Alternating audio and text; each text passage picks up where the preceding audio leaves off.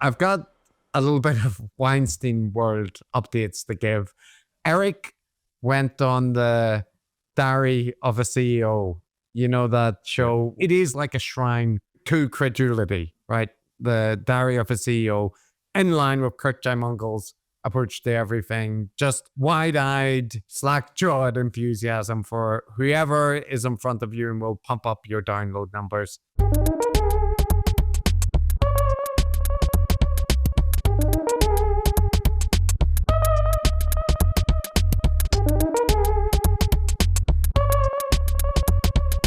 And it's a guy called Stephen Bartlett. If you remember, he got in some trouble because he was promoting all these companies that he was invested in or serving on the board without disclosing his relationship. So yeah, just another great guy. But he had Eric Weinstein on to talk about the Jeffrey Epstein news because, of course, why wouldn't you have such an formidable expert as Eric to talk about that topic? There's nothing he's not expert on, Chris. Well, this is at least in his wheelhouse, right? That he's a conspiratorial loon. So this is firm ground for Eric to give his opinion on. But we're not going to get into all the conspiracies that he has about Epstein and stuff. We've heard them before. I do, however, Matt, want to highlight some of the tangential joys that came from that interview. So at the end of the Diary of a CEO thing, he asks people to give his reader life advice, practical tips that they can take, right? So actually they end the interview and then it cuts out and comes back and he's like, oh, by the way, Eric, we like to finish on giving life advice, right? And I thought I'd treat you to Eric's life advice. Get ready, Matt. There's a lot to take in here. Thank you for being here. Super fascinating, and it's spun my brain in several different directions at the same time.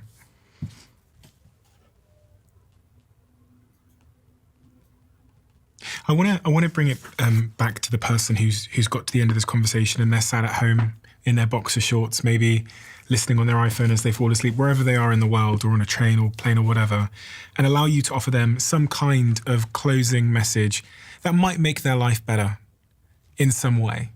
It's a broad brief, but I think it's the most important brief, which is, having heard everything we've talked about today, what advice would you give the listener? An actionable piece of advice so that they could live a subjectively better life.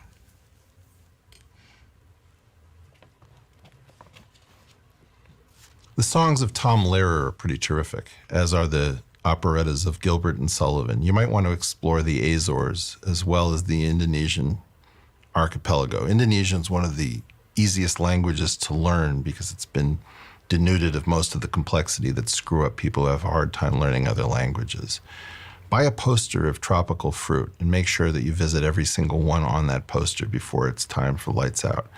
Consider Bach's B minor Mass and the cello suites, particularly by Pablo Casals, and take a serious listen to Eva Cassidy singing Stormy Monday in an album called Live from Blues Alley to see if you really know how to feel things. I think Professor Longhair's Big Chief is one of the most brilliant pieces of piano music. It's absolutely inspiring. And if you really like that, James Carroll Booker III has an album called The Resurrection of the Bayou Maharaja. Seriously think about visiting the island of St. Helena in the South Atlantic. Take a look at Kurt Jaimungal's channel. He's doing amazing stuff being done by no one else on Earth. Wow. That was beautiful. I feel my life has become subjectively better after listening to it, Chris. Yeah, I like, Eric is the Renaissance man, right? He has so many interests: music, theoretical physics, life advice, travel, and Kurt Jaimungal. And Kurt Jaimungal, that's right. The key theme there until we got to Kurt was these are places that you haven't ever thought of going to. And this is music you've never thought of listening to. The ultimate hipster. Ultimate hipster, that's right. And I thought he did. I mean, I got to give him respect, Chris. Like, if somebody asked me, what advice would you give a random anonymous person to make their life subjectively better? I wouldn't have an answer for them. But Eric does. He's got one ready. I mean, I'd say start bouldering. Or that kind of thing. But I don't know if I could go on for that long. listen to Warhammer 40k lore videos when you're tired, try and eat high-end sushi at least once in your like that. And by the way, Matt, he wasn't finished, so I'll just pay you a little bit more of this because it goes on. Okay. You can get a good electric guitar for a few $100 thanks to advances in China. Put it into an open tuning and buy yourself a slide or just slide a glass along it, and you'll be able to play most songs that you care about within a minute or two, maybe 3, because you only need 3 chords. Get married. It may not work out. It may be miserable. Have some kids. There's nothing else great to do on this planet. At least give it a try. And if your parents won't pressure you to do it, I'm happy to do it. Try to keep this thing going.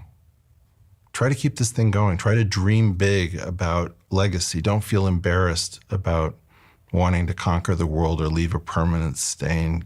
Get out of this moment where everybody's worried about narcissism and drama. Listen for meteor showers. They're announced regularly. Nobody actually does anything about them, and it's worth inconveniencing yourself with people you love and take the dog. Really seriously think about whether you want to pile on when you see what is almost certainly a federal or other campaign targeting people who are standing up for you, whether they're trying to figure out where COVID came from, trying to figure out who was behind Jeffrey Epstein. Interesting mix there. I was on board. Get married, have kids. I'd like the advice to go out and see a meteor shower. I think that's good advice. Oh yeah, that was really good. That was a good one. I like that. Don't pile on people, Matt, online. Especially when the campaign is almost certainly orchestrated by the CIA or some other organized. Like if you see people criticizing Eric Weinstein, you might be tempted to jump in. Like, don't do it. Don't do it. That's life advice. It's a mixed bag, shall we say. That's really good. It's classic Eric. And also, don't be afraid to, imagine that you're going to have this huge impact on the world and dream big and all those kind of things. And then also his claim that like anybody can learn to play any song in 3 minutes. This is a bit like when he claimed to Joe Rogan that he'd, just taught himself the guitar. Like he just picked it up and he started playing, and it turned out that he'd actually been practicing for 15 years. And that's still the same answer, right? It goes on. I presume people normally give like, a piece of advice and it's not, but Eric is just, No, that is gold for Eric. It's like great. He could go on for days, I think. Well, there's another part of this, Matt. So that's like, I feel this is trying to fit too much in on the Diary of a CEO thing. So they have this bit, right? Like, what advice would you give to young people who want to do? It's the same as like the trigonometry, what's the one question we should be asking or whatever. But he's got another bit, which is like, the previous guest has left a question, which you now need the answer. Eric's response to this is quite priceless. Classic Eric and unpredictable in a way. So listen to Eric's answer to this, question. We have a closing tradition where the last guest leaves a question for the next guest, not knowing who they're leaving it for. And the question that was left for you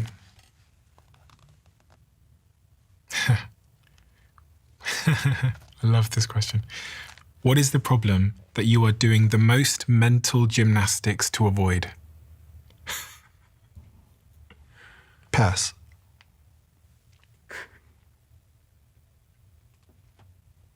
No, I know the answer. It's not appropriate for your audience.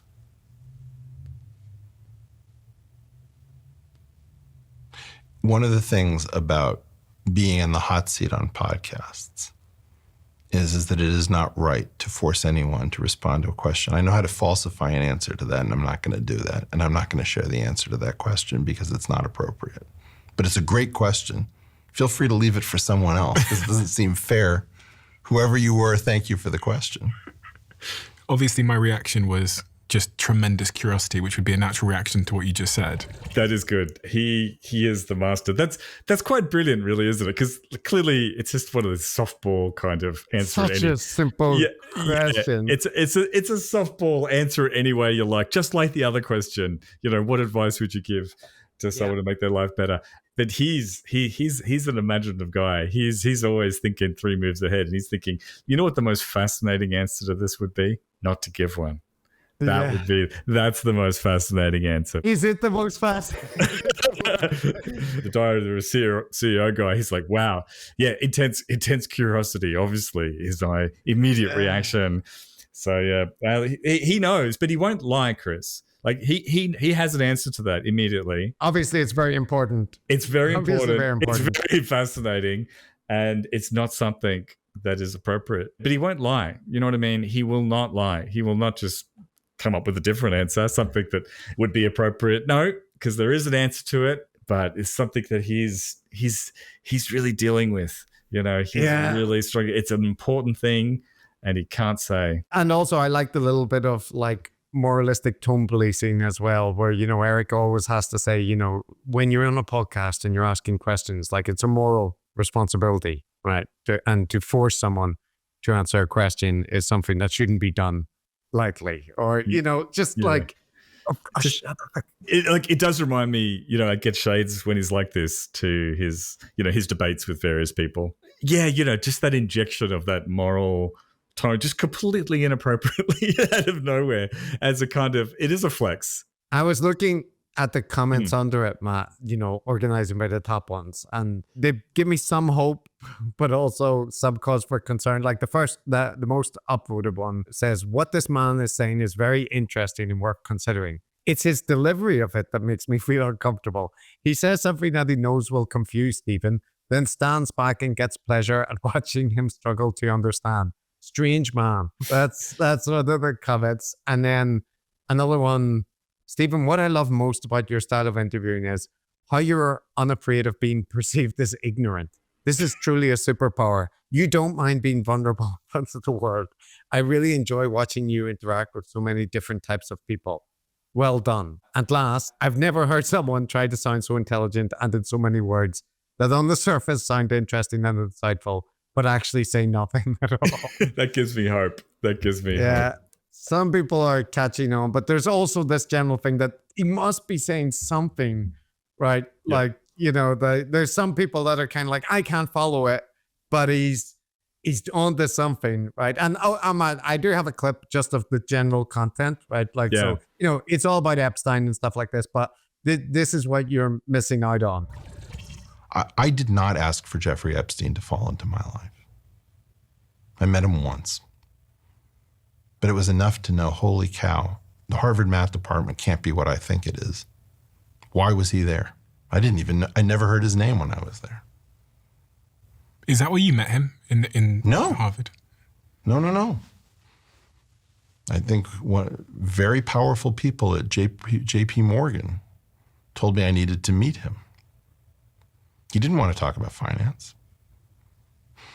He wanted to talk about science. You can't do your podcast safely. My employer was a special informant to the FBI. He's like one of my closest friends. I'm not going to say who it is. Your employer? Yeah, and one of my closest friends. I live under a periscope. Proctoscope is really what I meant. But yeah, I want to do physics, man. I'm really, really good at it. You know? And if we have an idea that we shouldn't do physics in public, I would like to have a call from somebody inside. Hey, Eric, we need you to come in. Okay, great. What's up? But I didn't use your resources. I didn't use your grants. Nobody ever informed me. My God, nobody ever informed me about restricted data. How many people on Earth know that there's a doctrine that says physicists don't have free speech? We can execute you for doing your job. It's never been tested in the courts, and I hope that the Supreme Court will not allow that. What on earth is he talking about, Chris? That's the general tenor of the interview, and you can hear your employer is a CEI informant. And yeah. Well, I'm not going to say who it is. Yeah. Like, that's implying it's Thiel, right? But also, just all the others love, like, especially, it is just funny, Eric saying, I'm really good at physics. Really, yeah. I'm really good Yeah, at I'm it. so good. Yeah. I mean, like, You might hear from physicists that I'm not. I've never seen anyone just so focused on playing the role of the most fascinating man in the world. That seems to be, I think that was a good illustration of, he focuses on the subtext and the text doesn't matter, because that is the key thing that he's looking to get across. Like, the text doesn't make any sense. It's just like he's living underground or underwater. He's under a microscope. He could get executed because, you know, he's not getting a call. Like, it's all hinting and alluding to something deep and mysterious and very important that he's connected to in so many ways. But he's not saying anything at all. It's brilliant. No, or that thing about, like, physicists can be executed, but it's never been texted in court. And you're like, and he's going to have some Byzantine explanation for that, right? He's going to have come across some statements somewhere which he's interpreted as like that, you know, scientists can be executed by the regime or whatever. But, like, this is the thing with Eric, is that he just lives for this kind of cloud of implied importance and esoteric knowledge and wisdom. And it works for lots of people. And also implied conspiracies, right? Yeah. Hinting at these dark, powerful forces and mysterious occurrences. I've seen that behavior on Twitter too, where he's the master of it, where he doesn't actually say anything particularly controversial, but he sort of hints at it, and he writes something that is designed to be like a Rorschach inkblot. And then you look at the replies, and oh boy, does it work. Everyone's got their own interpretation of what his inkblot means, and they're so keen to tell. Like, it works really well. It's like, again, on social media, they talk about bait, you know, people writing a bait tweet, whereas that's Eric, right? All of these things are like bait for someone with a particular mindset to sort of latch onto things. He's just an artist, Chris. That's all I can say. I know. And actually, he had an encounter with Mick West again recently on Twitter that speaks to that, because he was tweeting out about, like, his usual thing, pre-bunking and, you know, the press releases about UFOs and all this kind of thing. And Mick West was responding to him because Eric tagged him in, and Michael Shermer, right, and was talking, we need to talk about the debunking ecosystem and stuff. And it's such an amazing interaction, Matt, because, like, if you look at it, Eric is full of illusions, full of, you know, suggestions of knowledge about clandestine projects, and we need to talk about this and whatever. And then when Mick West responds and Eric goes on these big long rants, asking him a whole bunch of questions, Mick can respond in point form, right? You know, what do you think about this?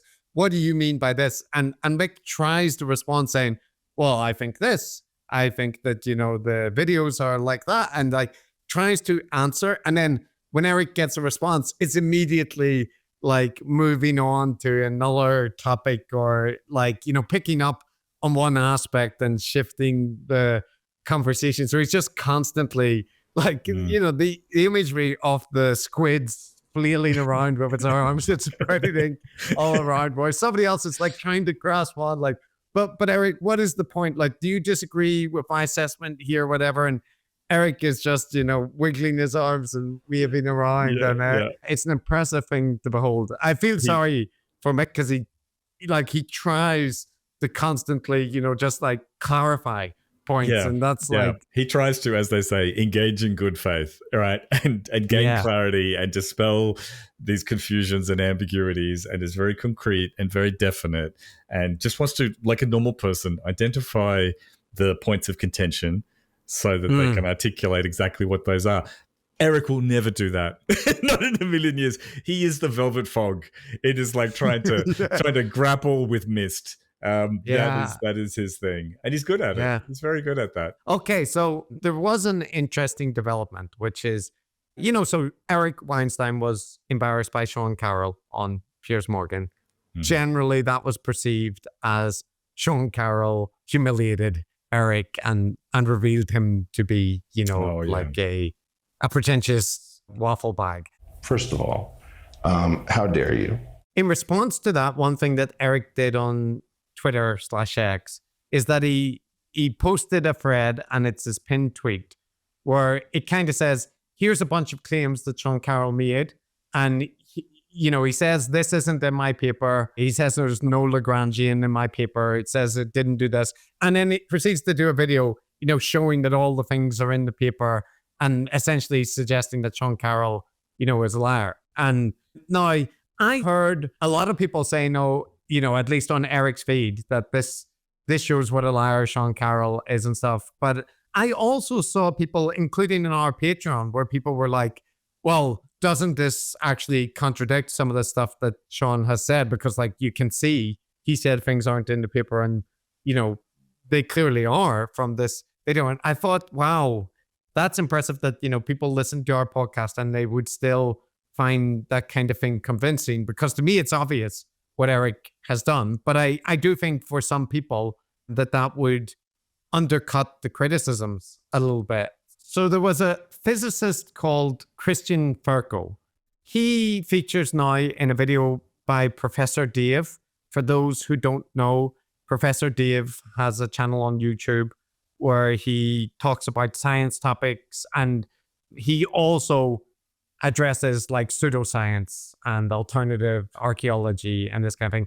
And he goes very hard, right? This is part of his appeal, is that he's smacking down these, pseudoscientists and grifters. So he's done a bunch of videos on Eric Weinstein, and he now has a new video, which is in part based around this interview with Christian Ferko, who is a physicist who did a couple of things. One of the things is that he went and investigated the comments made by Eric in the debate and after the debate with Sean Carroll, where Eric claims that he was, misrepresented. So he went through each of the points in this interview with Dave and kind of showed that it was all smoke and mirrors, right? But he also had an interaction with Eric at the Perimeter Institute. Christian Ferko was there to give a talk. He's a postdoc physicist, right? So he was giving a talk at this physics institute. Eric was also doing that. And this is the thing where Eric was not allowed to talk about it publicly or mention that he was invited. Now, I don't happen to be coming to you from a physics department at the moment, but I happen to be on a 5-day visit to a leading physics department. This is the thing that he was told not to promote. And I would imagine that the reason for that is because somebody at the Institute wanted to invite Eric, but the Institute didn't want to be associated with it, right? So they allowed him to be invited, but asked not to publicize it. That is what I would imagine occurred there.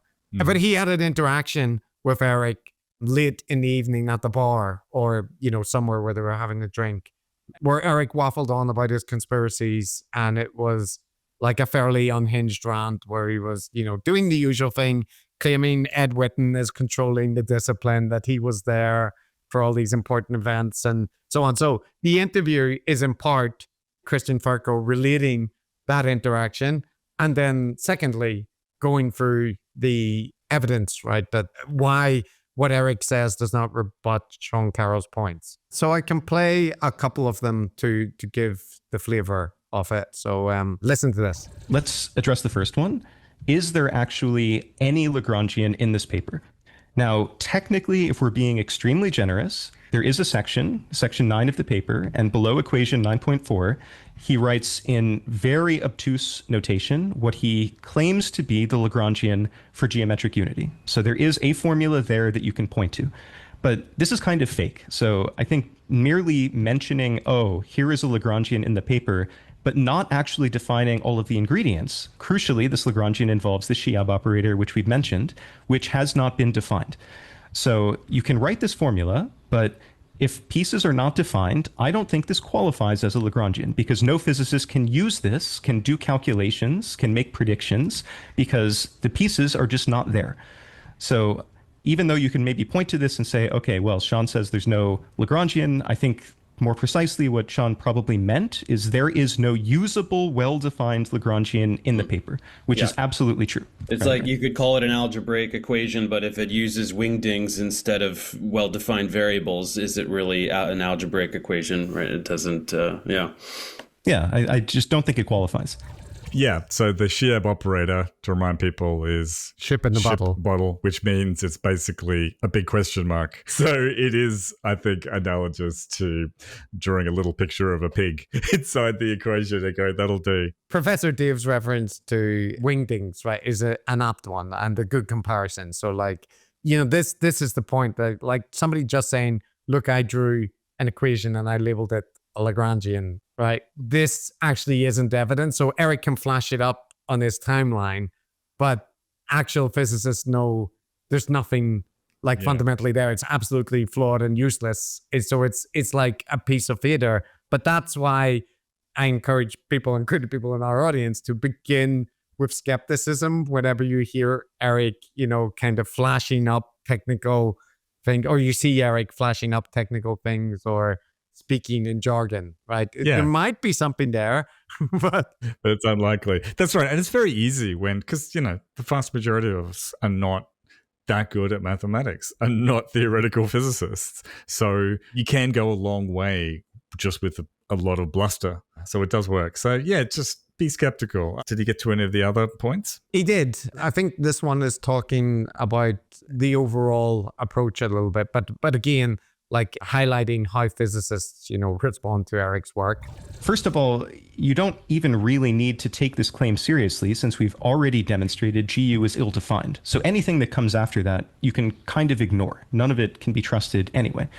But suppose we're being super, super generous and steelman this GU construction. Suppose those problems can be fixed.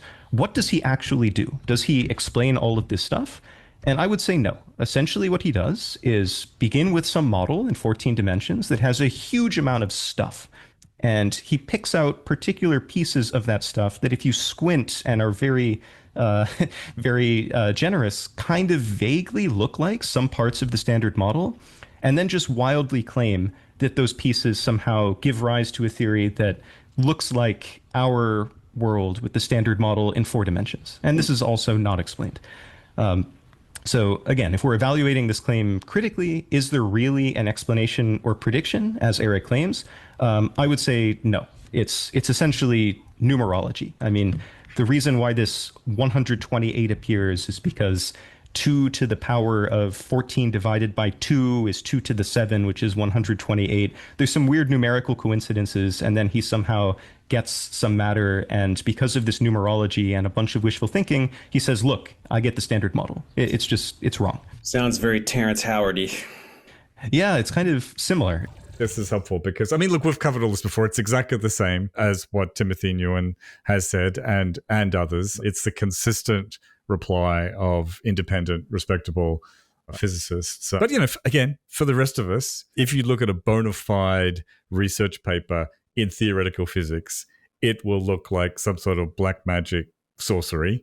If you look at Eric's paper, to the rest of us, it could look like black magic sorcery. So you can take Eric's word for it, that it's really brilliant and that it's revolutionary and it's very substantial, or you can get the opinion of independent physicists that do not have an personal interest in upping Eric's ego. Yeah, and they do shout out Timothy Nguyen repeatedly and the paper that he wrote critiquing it, right? And there's very specific technical criticisms in it, right? Where he's actually talking at a relatively high level about like why the things don't work in Eric's paper. So it's again another physicist, and the general message that he wants to say is like, there's nothing here, right? This is why nobody is taking this seriously, because this is really not anything that people could work from.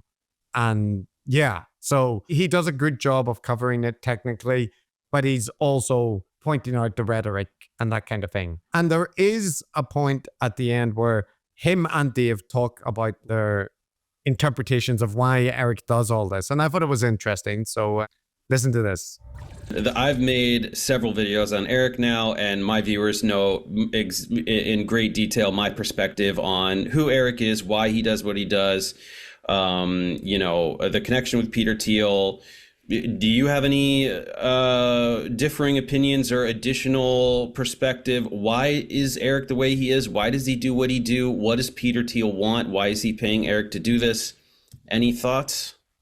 Yeah, it's really not clear to me. I mean, it could be something like what you're saying, where for some reason these guys want to inject some sort of skepticism about science in the public. I don't really know to what end, what that would actually achieve.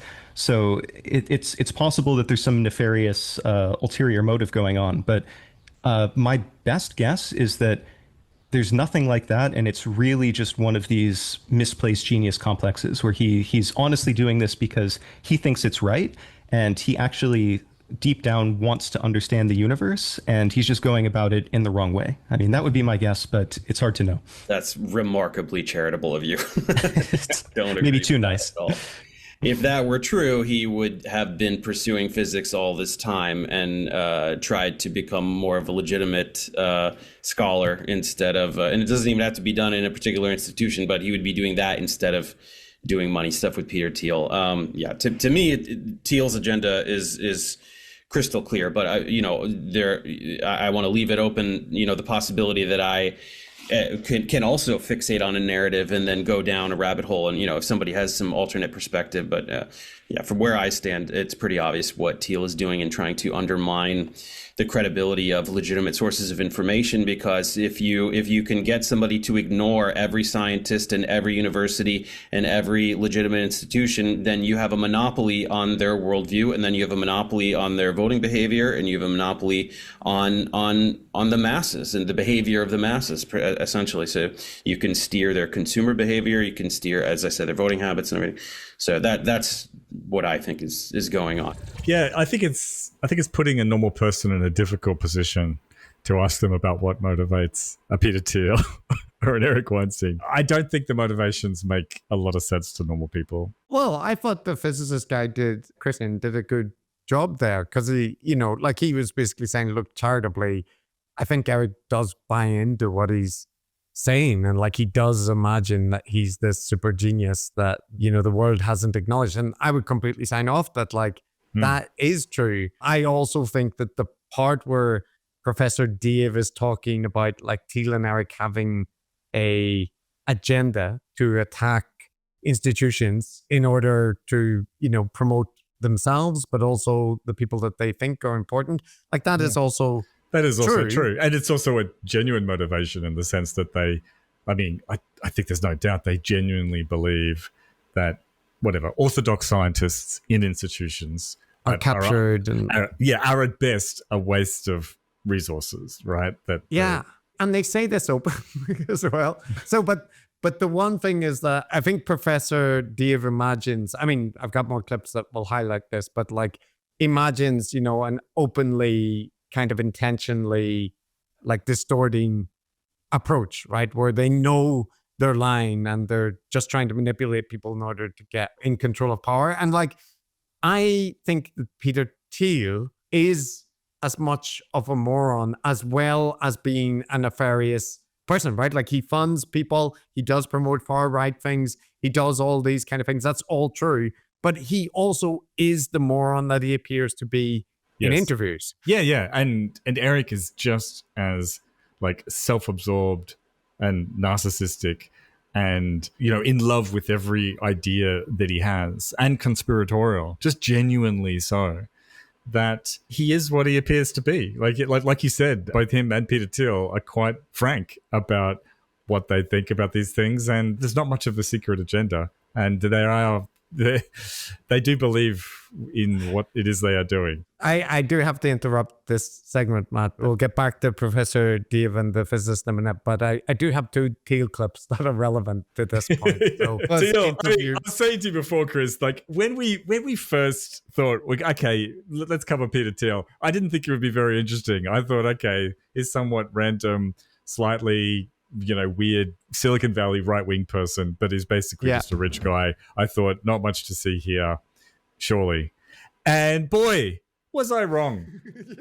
What a character. We actually got, we got one or two people on Reddit, I shouldn't overstate it, complaining that by focusing on Thiel talking about the Antichrist and what we were downplaying his, nefarious agenda. But I thought that was very clear in the stuff that we covered, because we were linking it to his politics and is anti-environmentalism and all that kind of stuff as well. But like, the fact is that he does also have all these silly millenarian and religious style beliefs, and they motivate what he does as well, right? And so recently was interviewed by Ross Dohat. I don't know how you pronounce it, but anyway, he did an interview with him. A lot of it was about the Antichrist.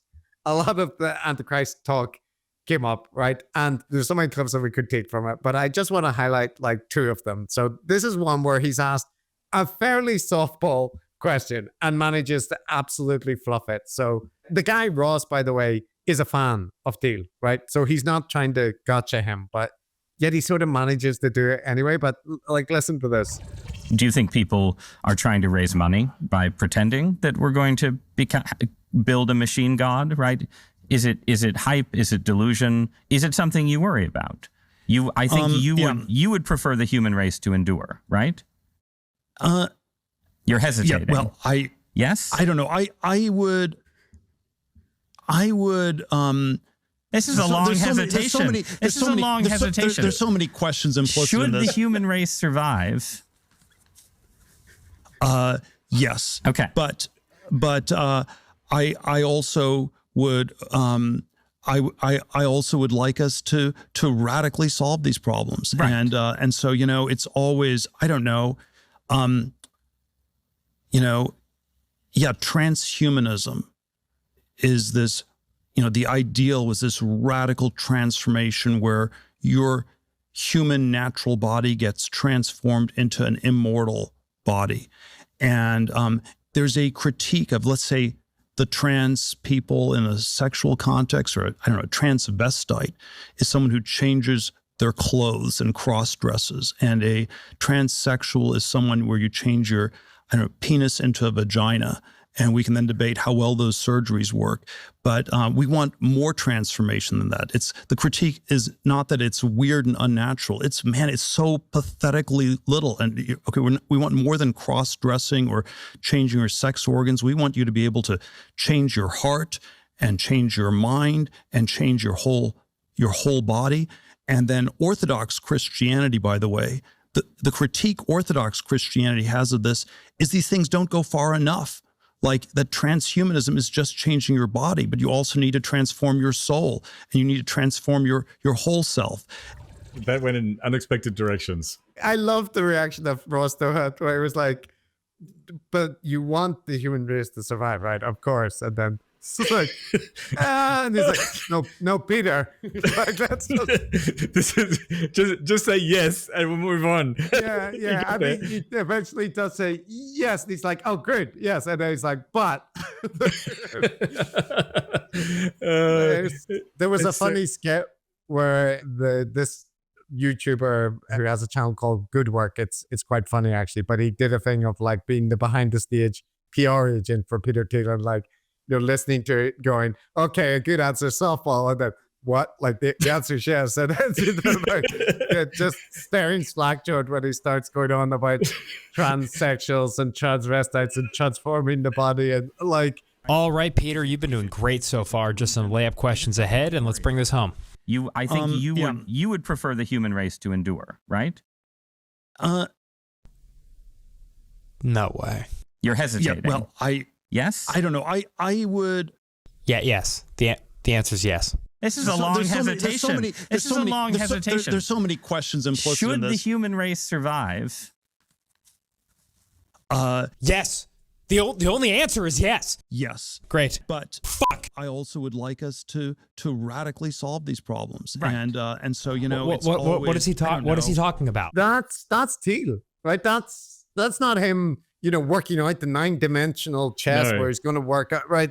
That is him. He is that freaking weirdo. Yeah, he's not trying to distract you with this crazy shit in order to usher in, fascism or something. He may well help usher in fascism as a byproduct, but he's just as fucking weird as he appears to be, and he's moronic also. This is why he thinks Curtis Jarvin is super profound, right? You can see the way his mind works, where it's like just jumping from topic to topic, and like kind of, it's the very Jordan Peterson analogical rocket reasoning, right? That is in play there. And Thiel Thiel is another person that my analysis often like boils down to. Thiel really sucks. Like, he's a very bad thinker. He might be really rich, right? He is really rich.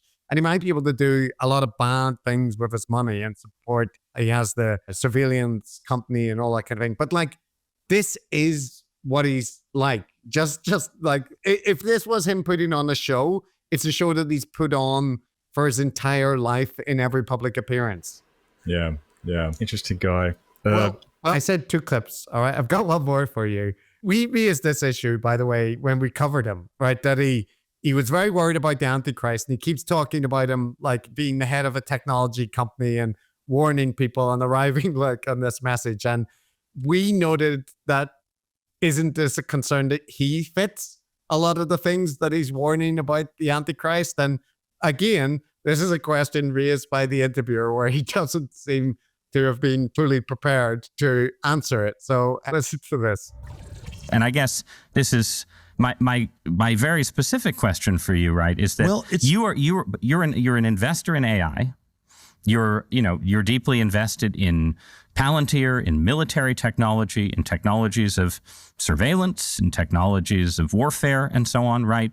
And it just seems to me that when you tell me a story about the Antichrist coming to power and using the fear of technological change to sort of impose order on the world, I feel like that Antichrist would maybe be using the tools that you were building, right? Like, wouldn't the Antichrist be like, great, we're not going to have any more technological progress, but I really like what Palantir has done so far, right? Yeah, I mean, isn't that a concern? Wouldn't that be the irony of history would be that the man publicly worrying about the Antichrist accidentally hastens his or her arrival?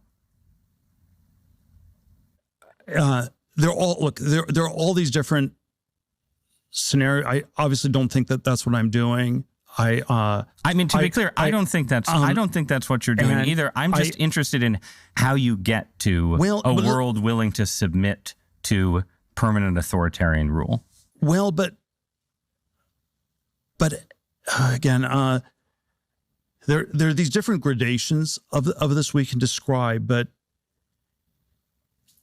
is this so preposterous, what I've just told you, as a broad account of the stagnation that the entire world has submitted for 50 years to peace and safetyism? This is 1 Thessalonians 5:3. The slogan of the Antichrist is peace and safety, and we've submitted to the FDA regulates not just drugs in the U.S., but de facto in the whole world, because the rest of the world defers to the FDA.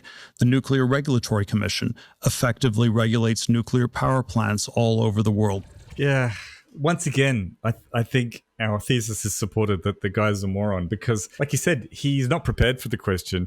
He doesn't know how to answer the question. And it should be one that has occurred to him because it occurred to us. Yeah. That for someone who's, imagining this Antichrist that is ushering in New World Order, this stuff, he would look a lot like Peter Thiel, right? Because would be doing all the same stuff, right? It's never occurred to him and he doesn't know how to answer it. So then he responds with a whole bunch of like absolutely generic conspiracy things. I'm just amazed that people take these people seriously. There's just no end to people who will take a Peter Thiel and Eric Weinstein, all the rest of them, very, very seriously with hushed tones. They need to hear what they're going to say. And every time they just talk absolute nonsense. I know. But it doesn't seem to faze anyone. Yeah. And in this case, Russ was even trying to soften it by saying, maybe the Antichrist will use your technology tools, right? Like that. So he's not even directly saying, aren't you possibly the Antichrist? But even that is just like, Yeah. I know, and it's like he can see that he's struggling with it, which is what he expected was a simple question. So he's like, okay, I've got to help him out here. How can you be doing that and still have the idea that this guy's a genius, that you need to, hear about his insights about this, that, and the rest? I know. Well, I'll return to Professor Dave. There's a bit at the end where Professor Dave is talking about his criticisms of Eric and how he reads him. And on this part, I think I largely agree with his assessment. So listen to this. A pompous final remark, some forced light applause with a single woo, probably from Jordan Peterson, and a quick cutaway before it rapidly dies down to plug some shit book about restoring our foundations. These panicky oligarchs are nothing if not fragile and desperate, don't you think? I didn't intend for this video to get political. I was just trying to make fun of Eric some more. But that's the thing. You can't combat these propaganda peddlers without getting political, because their rhetoric ultimately seeks to manipulate the politics of the masses. That's what Eric is. He's a lieutenant in the culture wars, seeking to infect the minds of the masses and polarize them against real knowledge and the places where that knowledge comes from. That's why he needs so much pomp and circumstance. The promise of a future in the stars, fear-mongering about trans people, the underdog rock and roll attitude while looking like he owns the yacht club. It's all so transparent that it's hard for me to wrap my head around the fact that it actually works on some people. But what can we do in retaliation? We mock. We take the wind out of his sails and by extension Papa Thiel's. We show as many people as possible the reality of the matter, that Eric is a pointless blowhard posturing as the wisest person alive for money. He's pretty good at it, I'll give him that, but once you see through the facade, all that's left is laughter. I agree. He's fundamentally correct in everything he said, so I Professor Dave, yes, 100%. So this I all agree with, right? Like that there's nothing of substance there, and that there is a legitimate like political agenda attached to a lot of the waffling blowhards in the sense-making space, right? Like he was talking about Eric's talk at the ARC Foundation, right? Jordan Peterson's thing, which is basically an absolute hive of reactionary conservatism. Yeah. Right? So he's right. There is a political agenda. It's not just like stupid, silly physics. It's like, climate change denialism, Trump apologetics, all these kind of things that we constantly highlight as being very common, in most of the gurus that we cover their content. Now, with that agreement, there are some points where I think we disagree with Professor David. I want to highlight them because I think they're like kind of important. So this is one comment that he made earlier in the video. Kurt is way smarter and cooler than stupid real physicist Sean, so disregard the Piers video entirely. This puff piece is where it's really at. Oh yeah, and Sean is super hostile because he sat there quietly and politely while Eric spewed his bullshit script, and once it was his turn to speak, he calmly informed the viewers that Eric is a con man propping up a fake paper and pretending it's a revolutionary theory of everything.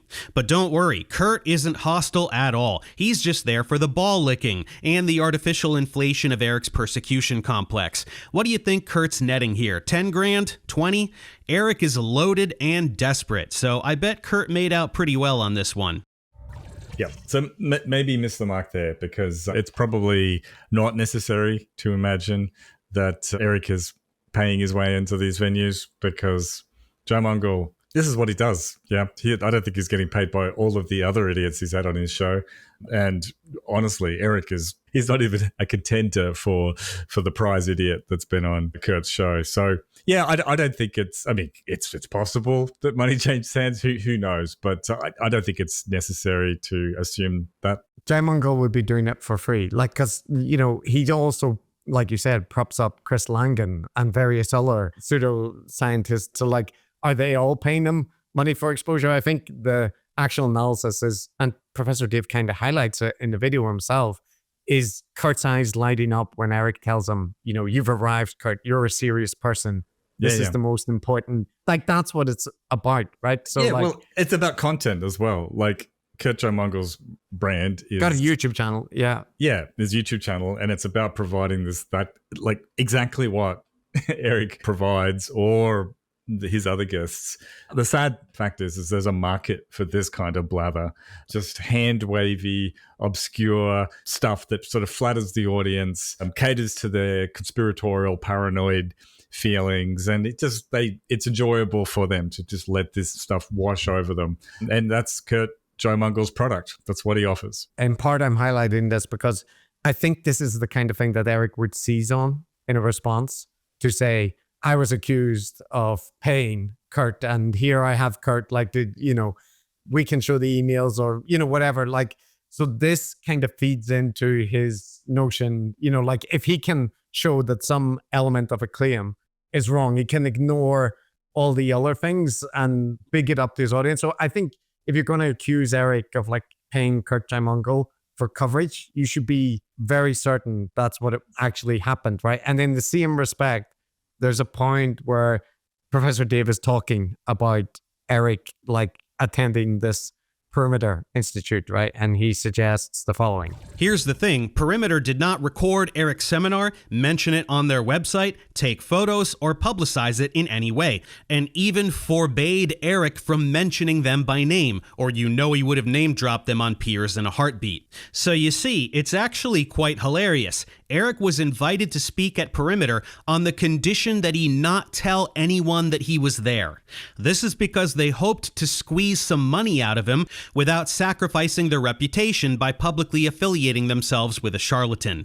Eric gets to feel like a real physicist for a day, and they hopefully get a pile of cash in return. It's like a Make-A-Wish Foundation sort of experience for Eric, but paid for out of his own $100 million net worth pockets instead of through donations to sick children. Apologies to Perimeter for spilling the beans. It's nothing personal. I'm just here to take out the trash. So what is known is there was a talk at this university. Yeah, Perimeter Institute. Perimeter Institute. Both of them gave talks. Is there anything else that is known? He gave a lecture at Perimeter Institute for Theoretical Physics. The video that Dave has goes through like his interactions with Christian Ferko, who was there to give a talk, and he also provides details about like some questions that he heard Eric was asked and whatnot, right? So there is information about like the general things that he talked about and that kind of thing. But it is also the case that it seems that the Institute hasn't publicized that Eric was there. And Eric mentioned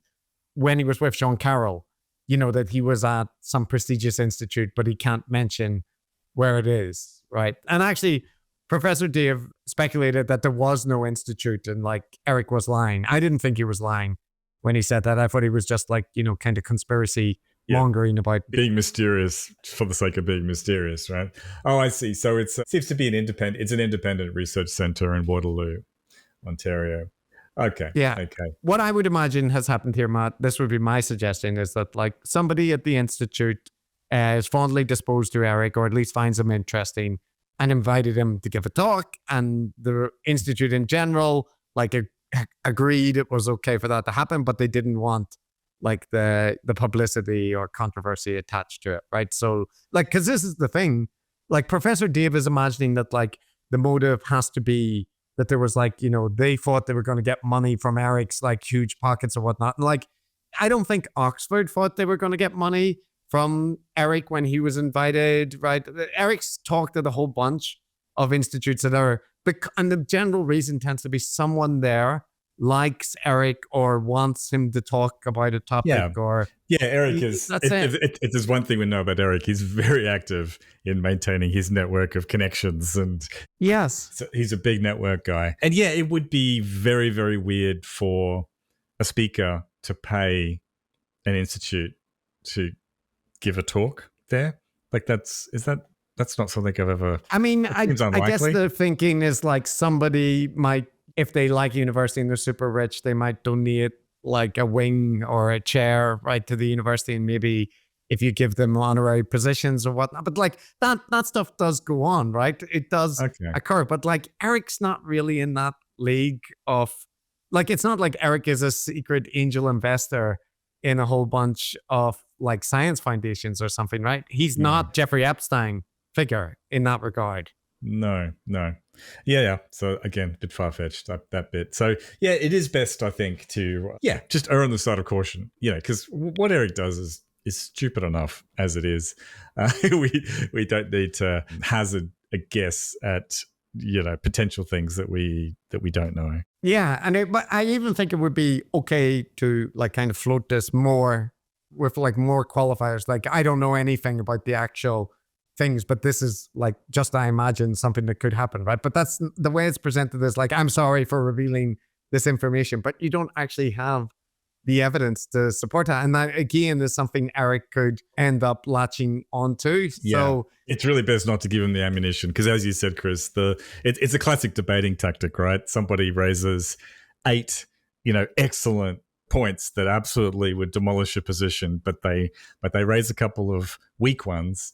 So you rebut the 2 weak ones. The weak ones, intently, and then walk away victorious. So it's better not to offer the weak ones. Yes, and so I think part of this, Matt, the last clip from this that I'll play, which like might, highlight the difference in approaches here. This is Professor Dave. He's responding actually to Eric mentioning him on an appearance, and kind of talking about him in a disparaging way, as like the legions that are attacking Eric. Eric, you're the biggest negator on the fucking internet. I'm the one who defends the scientific community against bullying frauds like you, remember? This is what you deserve, and I'll never stop doing it. Call me horrible. Run and cry to mommy about how mean I am. It won't change a fucking thing.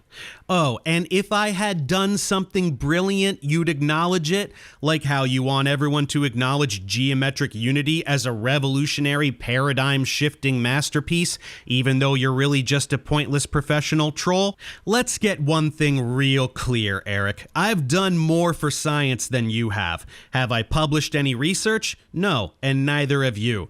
We are not scientists. We are a pair of non-scientists who have published the same zero amount of science. But while you're a podcaster who spreads science denial, I support the scientific community and teach science concepts to budding future scientists. Now that I'm 10 years in, I have helped many thousands of people become scientists, who in turn do lots of science. Who have you helped? Have you helped anyone pass a class or get a job? Of course not. You tear science down. I build it up. You are the dark. I am the light. You get paid by oligarchs to poison society. I root for humanity, reflect your negativity back onto you, and neutralize your awfulness. You can't acknowledge that because you need for me to be a villain in your tale of persecution. But fewer and fewer people are falling for that story every day. You're nearly extinct, and this little jab is born of pure panic, after being repeatedly knocked down from your high horse by yours truly. Never fucking forget it. I don't know.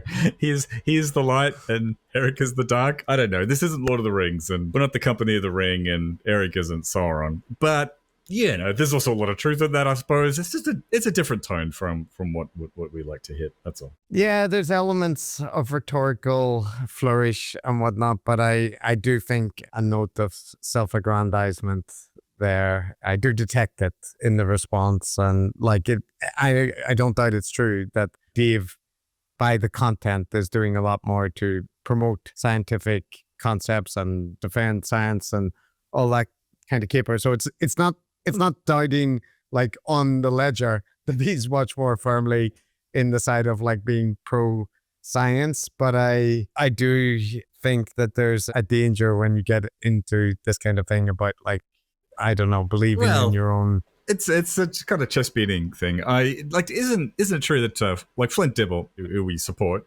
also maybe does a bit of that, as I think I've heard him do a bit of that vis-a-vis Joe Rogan. That's true. It is something that people do, and the different horses for different courses, right?